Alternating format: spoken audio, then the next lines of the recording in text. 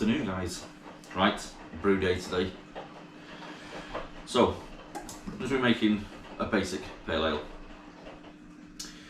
So, I'm going to do 2.5 kilos of malice, 2 kilos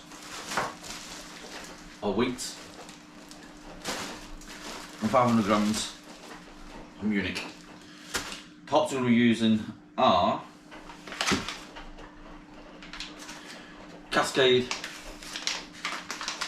and Citra. Now here, this is up to now 1 kilo of the malice. I have to put it into this container once I've measured. So I need 2.5 kilos of malice. Down here off shop, I've got a big bucket of the malice otter. I don't think this is dusk is everywhere.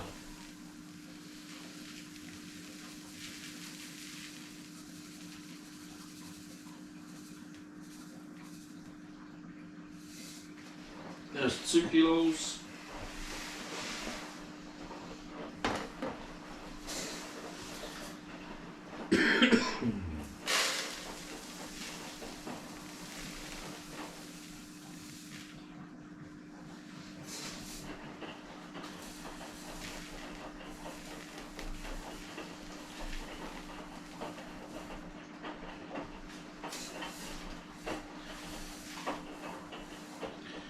Slightly over 518, but maybe a bit different.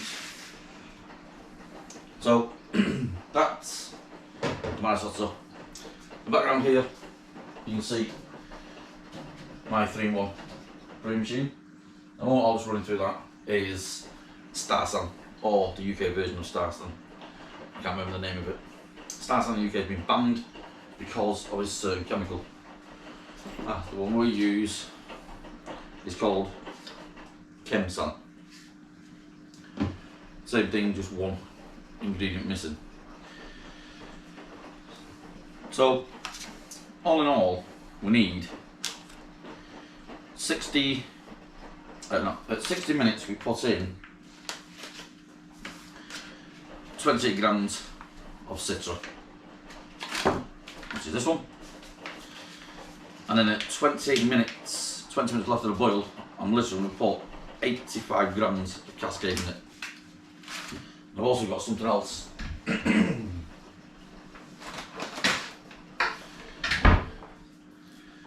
This is going to be a brew for 40 pints. 20 pints are going to be the normal pale ale. Another 20 is going to have this in it. It's going to be turned into a mango pale ale. Let me turn off the time in and I'll carry on cleaning the products and I will come back to you. This is something I've never seen before. Just cut the top off, obviously, to get to the hops, but it's got a bag inside it as well. So, something different, not seen that before.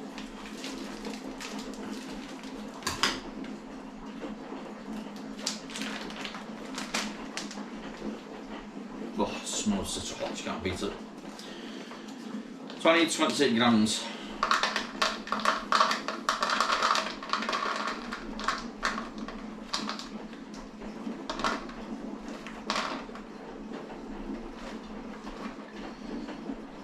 There we go.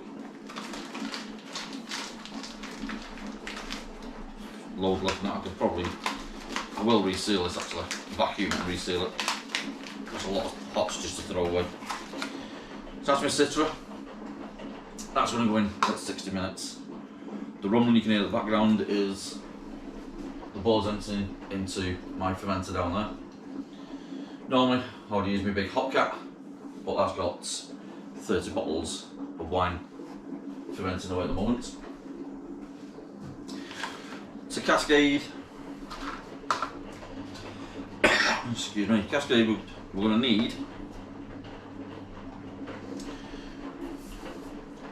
85 grams.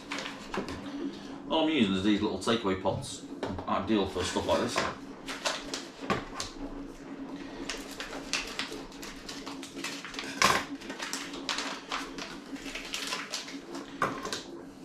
My scissors are clean, but ideally 9 times out of 10 we sterilise them. But because these are hops and they're going into a hot boil, it won't particularly matter, to be honest. So I need 85 grams. And I said this is 100 grams, let's see how many off. Ooh.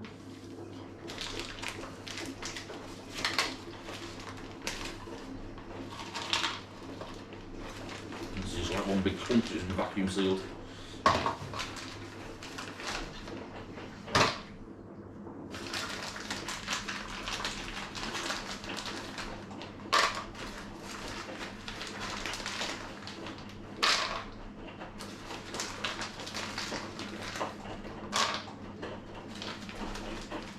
And that's all that's left. They can just go in the bin. So I'm trying to keep little bits of hops. Not the amount I brew. If you brew every single week, yes, possibly keep it, but I don't brew as much as I used to be honest. So, cascade, could possibly go in the bin. Right.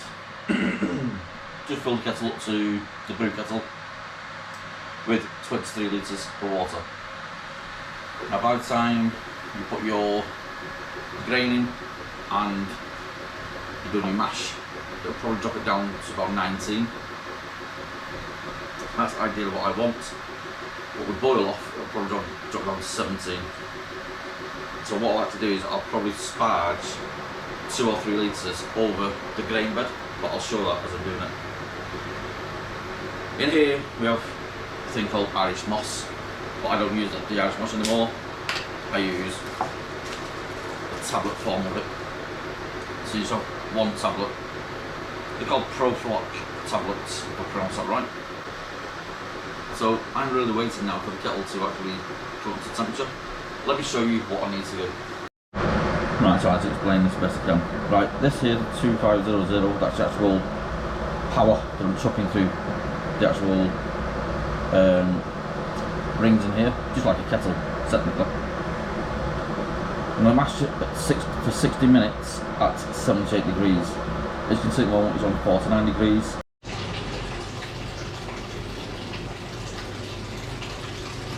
This fermenter bucket here has been soaking in the Starsan solution that initially had in here. This was sat in for 20 minutes or so. This has been sat in for about an hour. Normally I'm going to empty this one into this one because I need 2 fermenter buckets. But like I said at the beginning of the video, one is going to be 10 litres of normal pale ale, and one will give me 10 litres of the mango ale. So we'll let that drain through. You can see I stirred up when you see me doing this lot. You go back into the solution. In here as well, I've got pipes ready when I start to put it into the actual buckets.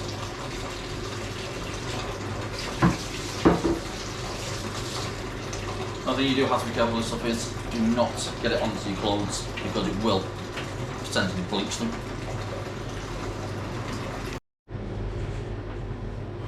Right, so I've emptied contents out of this one into this one now. I'm going to put a lid onto this top one. Give it a spray first of all. Starts that to keep this lot sterile. You have to this point make sure this lot is clean and sterilised. It's not so bad in here because it's going to be boiling and can burn off any actual bacteria, but once it's in here, when it starts to cool down, if it's not clean, you're going to wreck all your brew. this old chair here stays in the garden. I literally put slats across, and all that's used for, believe it or not, is just so it holds the fermenter bucket. It's an old chair from a set that we had when the puppy, well it's 10 now, chewed through one of the legs of the actual table and chairs. So I kept one chair. I made, well, basically a stand for my fermenters.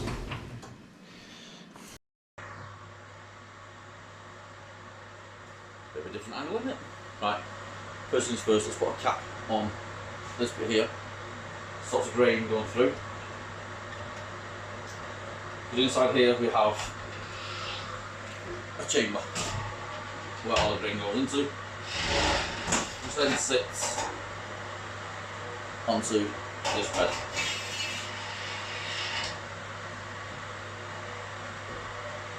So start snagging the grain.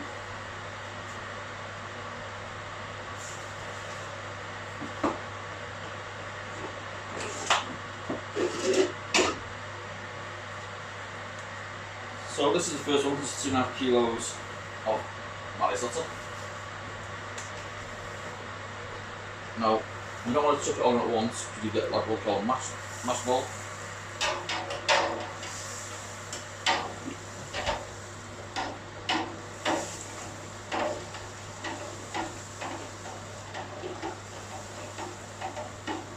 Now what I normally do with mine is I do the whole lot in one go because it's a full unit. Now if I was using a mashed tun, you only use a certain amount of water, and then you'd actually use that and keep your temperature with your lid closed. But because this is an all in one unit, I cheat because I just put all the water in at one go. Lots of people do it different ways, but this is the way I do it with my unit. Right, so that's the 2.5 kilos of risotto. 2 kilos of wheat here.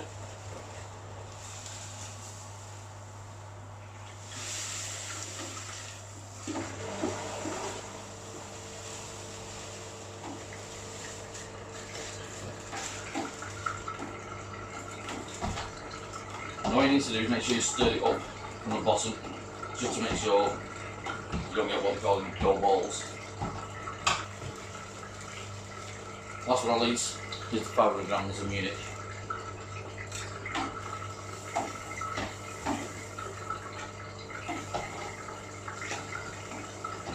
This is smelling real nice already.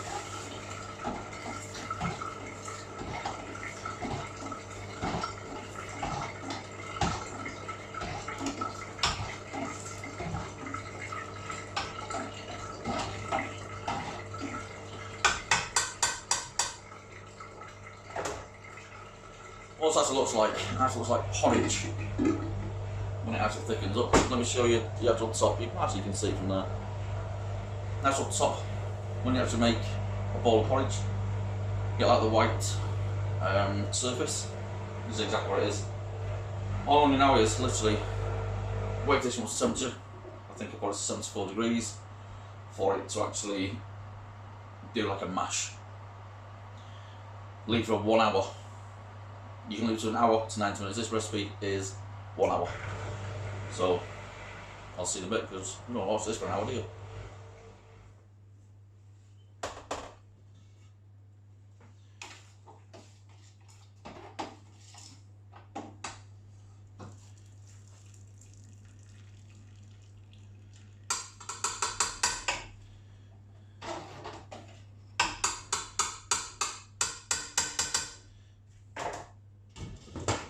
Right, it's been an hour now of mash. Grains are well sort of swollen up now.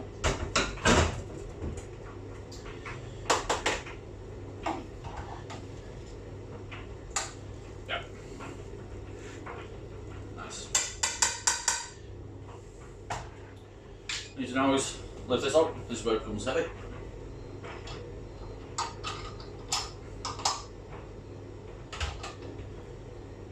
Needs to get a little step, needs to be higher up in the air. Right, a bit higher up now.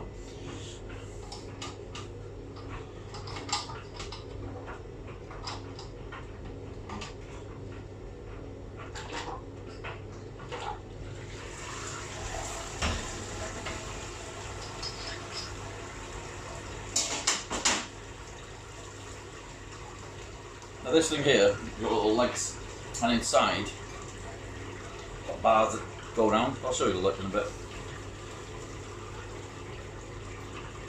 I'm going to let that drain off. What I need to do now is bring this up to the boil for 60 minutes. I can't actually see how much water is in it at the moment. I need to drain this up a little bit more. The reason why this is on the side near the sink, that's why the bowl nothing's over there. Screws the bits. Screws the bits. It's near the back door. Yeah. As you can imagine, the steam that comes off this, I want to go out of that door. I don't want it in the kitchen. I did that mistake once when I brewed it over where I usually do the cooking, and the kitchen got a sticky residue all over the place, so it took me hours to clean it all off. Learned by that mistake very, very quickly. What I need to know is, I need to program this, so I'm going to put it in auto for a second. I need the temperature to be 100.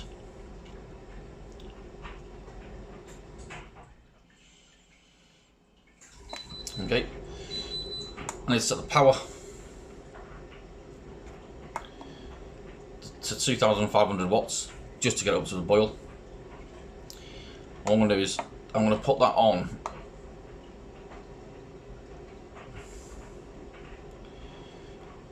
I'll set that for 3 minutes, because once it gets up to the unit I'll set it for 3 minutes just to get up to hard boil. What I do now is press auto again, and you can see here now it's got S2, this is program 2. So I need timer now to be 1 hour.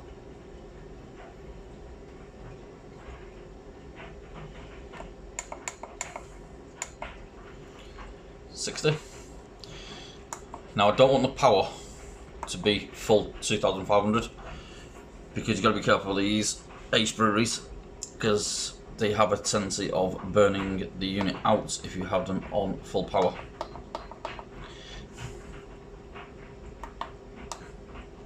It was at this moment that he knew. He fucked up. Talking now, and it's actually locked at 2,500. I need the temperature once again to be 100. I do now is press start. Also, let's not stop flashing. Probably heard a little click then.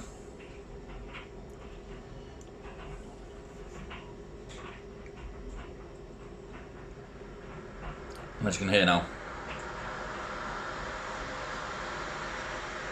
starting to boil. Right guys, so it's now come to the boil, so it should be hot swine drink. Right, so first additions of a citra. This goes in for this full 60 minutes.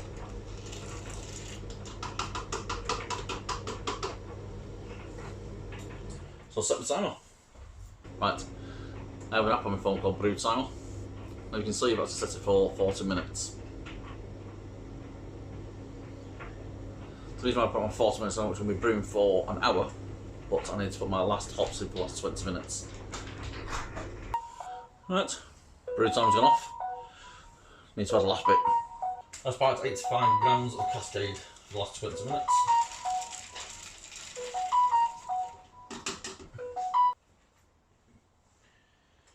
What I've done now is this, give this 5 minutes and I'll put the Proflock tablet in. Alright guys, that's it. Last 15 minutes. And the tablets can go in as well. Now they actually go straight into the actual liquid, not into the actual hot caddy thing. Right guys, that's it. That's the boil done. Just got to transfer it into the fermenters, but if I turn you around, and you can actually see what these Proflock tablets do. So let's have a look at this. As you can actually probably see, it's actually broke everything down.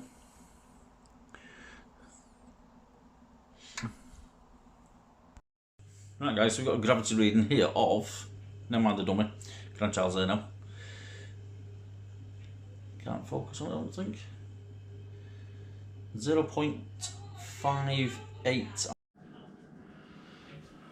Right, mango one's at the back here,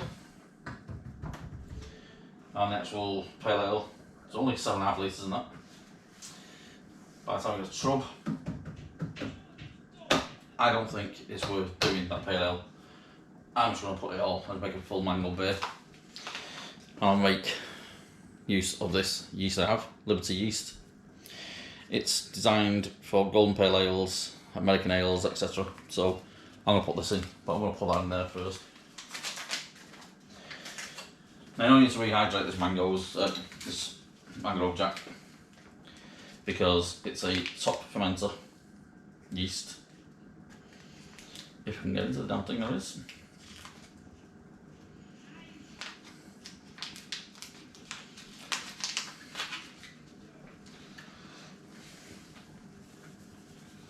So what I need to do with this is just sprinkle it over the top.